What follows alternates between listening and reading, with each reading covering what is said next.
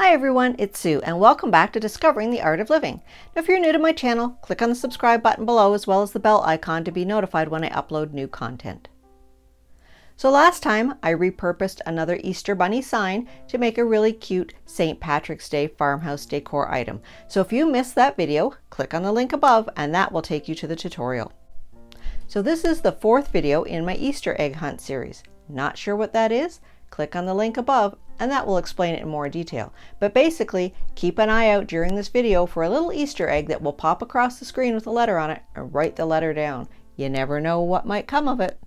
So this is another episode of Fine Art Friday, where I try to hone my skills as a painter or drawer and get your feedback as my subscribers. So I'm still going to go with the Inspired by the Masters theme. This next artist may not be a world master, but in the realm of Canadian art, he is a member of the Group of Seven, which is a very famous group of artists who got together and painted the wild, untamed landscape of the Canadian North.